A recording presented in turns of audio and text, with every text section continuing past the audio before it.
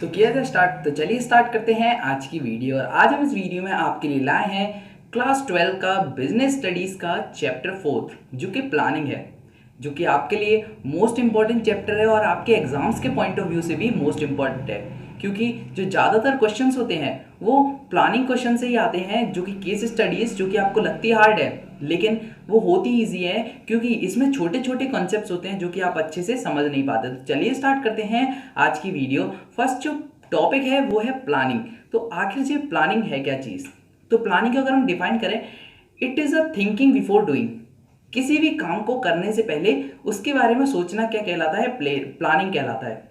आपने बहुत जगह सुना होगा कि आप कहीं टूर पर जाते हैं, ट्रेवल्स पर जाते हैं, तो क्या करते हैं? पहले प्लानिंग करते हैं कुछ की, क्या हमें कैसे करना है और किस तरह वहां पर जाएंगे और किस तरह रहेंगे। तो ये भी क्या है? सेम वही प्लानिंग है।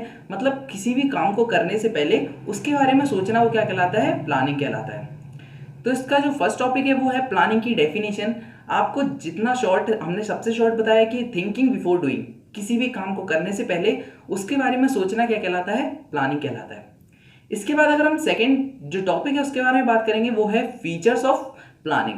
अब जो प्लानिंग है उसके क्या क्या फीचर्स होते हैं, क्या क्या कैरेक्टरिस्टिक्स होते हैं, मतलब कि कौन कौन से फीचर्स जो कि प्लानिंग के होते हैं। तो फर्स्ट जो फीचर है वो है it focuses on achieving goals. ये जो प्लानिंग है वो फोकस करता है अचीविंग गोल्स पे। तो जैसा कि आपने टूर्स या ट्रेवल्स पे गए तो आपने वहां के लिए क्या किया? प्लान किया। अब जो भी चीज़ आप कहीं घूमना चाहते हैं मान लीजिए, तो उसके लिए क्या है? वो एक हमारा गोल है, उसके लिए जो हम प्लान कर रहे हैं तो क्या है? अचीविंग गोल है। तो इसलिए किस पे फोकस करता है कि हमें वो गोल अचीव करना है। तो ये प्लानिंग क्या है? ये फोकस करता है अचीविंग गोल्स, जो भी गोल हमें अचीव करना है। सेकंड जो है वो है it is a primary function of management. ये जो प्लानिंग है वो फर्स्ट फंक्शन ऑफ मैनेजमेंट है, प्राइमरी फंक्शंस ऑफ मैनेजमेंट है। क्योंकि जो 5 फंक्शंस ऑफ मैनेजमेंट होते हैं, planning, organising, staffing, directing and last is controlling. तो प्राइमरी फंक्शन ऑफ मैनेजमेंट जो है वो प्लानिंग है। नेक्स्ट हम थर्ड पॉइंट पे आते हैं। तो थर्ड है इट इज अ परवेजिव। जो प्लानिंग होता है वो परवेजिव होता है। अगर परवेजिव के लिए अगर हम दूसरा वर्ड यूज करें तो हम यूनिवर्सल भी कह सकते हैं। यानी कि जो प्लानिंग होता है वो हर एक जगह पे एप्लीकेबल हो जाता है। यानी कि अगर मान लीजिए हम कहीं घूमने जा रहे हैं तो वहां भी प्लानिंग काम करेगा, हम प्लान करके करेंगे। या हम किसी वर्क को करने जा रहे हैं, कोई वर्क है जो कि ग्रुप वर्क है, तो उसमें भी क्या है? हम सब लोग मिलकर एक प्लानिंग करेंगे। तो जो प्लानिंग होता है वो हर एक जगह एप्लीकेबल होता है, हर एक फंक्शन ऑफ मैनेजमेंट में एप्लीकेबल होता है, और कहीं भी छोटी से छोटी जगह में भी प्लानिंग एप्लीकेबल होता है। फोर्थ पॉइंट पे आते हैं, it is a continuous process. जो प्लानिंग है वो एक कंटिन्यूअस प्रोसेस है, मतलब कभी जिसका एंड नहीं होता, नेवर एंडेड प्रोसेस। ये कंटिन्यूअस प्रोसेस है, कभी रुकती नहीं है, बल्कि चलती रहती है, कभी रुकती नहीं है। नेक्स्ट पे आते हैं, इट इज फ्यूचरिस्टिक। तो जैसा कि प्लानिंग जो होती है वो फ्यूचरिस्टिक है, यानी कि हम इसके लिए क्या करके चलते हैं, जो प्लान करते हैं वो आज वो फ्यूचर के लिए चलते हैं कि हमें आने वाले टाइम में क्या करना है। तो ये क्या होगी? फ्यूचरिस्टिक प्रोसेस होगी कि हम आने वाले टाइम में कहीं जाएंगे, घूम रहे हैं हम, तो कैसे वहां पे क्या करेंगे, किस तरह किसी भी चीज को मैनेज करेंगे। नेक्स्ट आते हैं, जो लास्ट है वो है it is a mental exercise.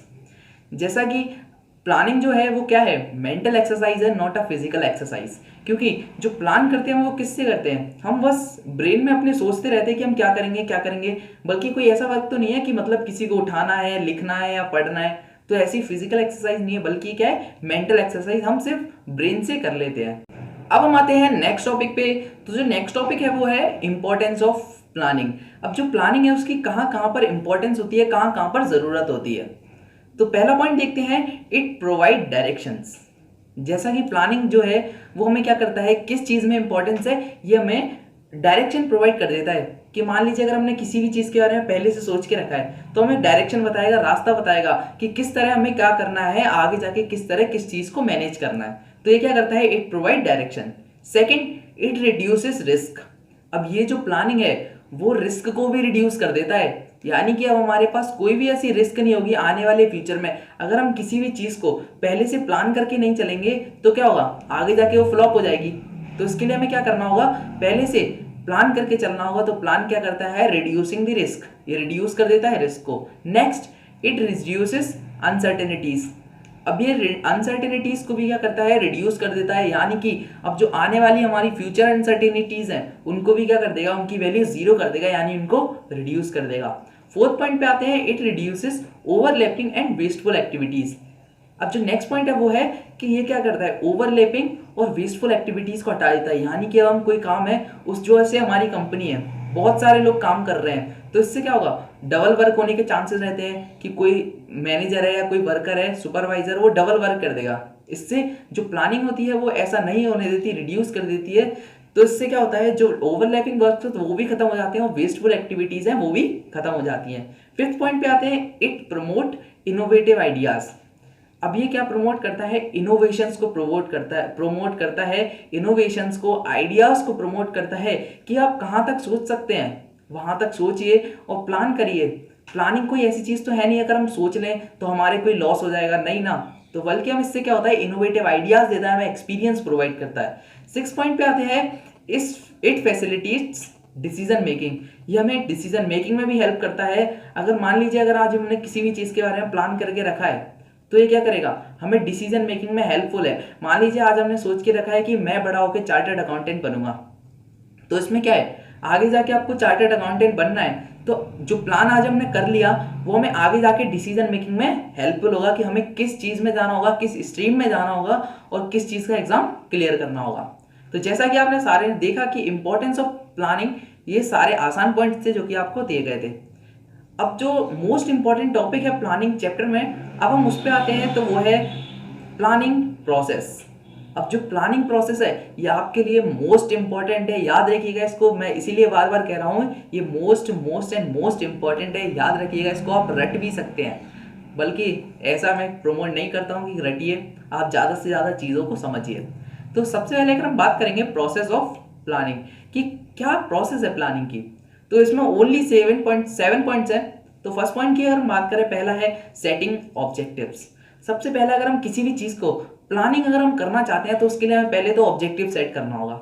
मान लीजिए आपको यहाँ से कहीं जाना है, यहाँ से न्यू दिल्ली जाना है, तो पहला हमने क्या किया, न्यू दिल्ली जो है वो हमारा ऑब्जेक्टिव हो गया, यानी कि हमने एक प्लेस सेट कर ली कि अब हमें वहां पे जाना है।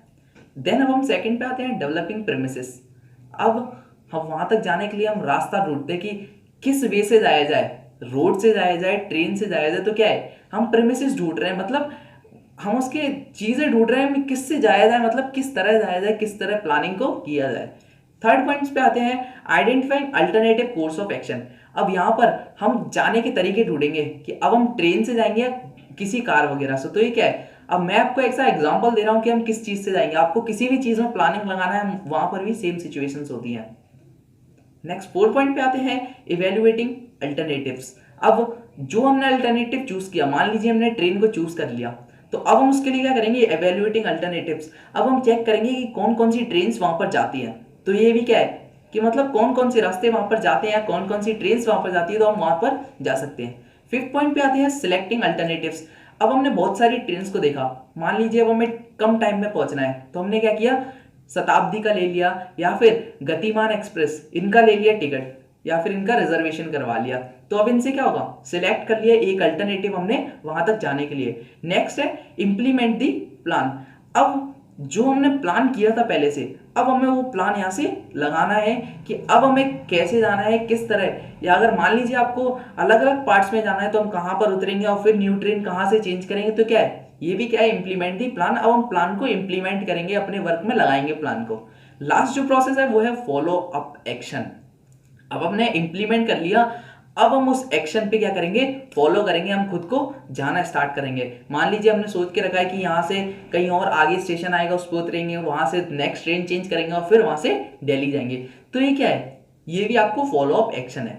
तो एक और फिर से देखते हैं, इस बार देखते हैं। पहला पॉइंट है setting objective, second developing premises, then third identifying alternative course of action, then fourth evaluating the course of action, then fifth selecting alternatives, and sixth implement the plan, and then last is follow up action। जो plan किया है उस पर क्या करना है, action करना है। तो आज की वीडियो हमारी यहीं पे कंप्लीट होती है। Thanks for watching SR Academy of Commerce। Please like, subscribe and share.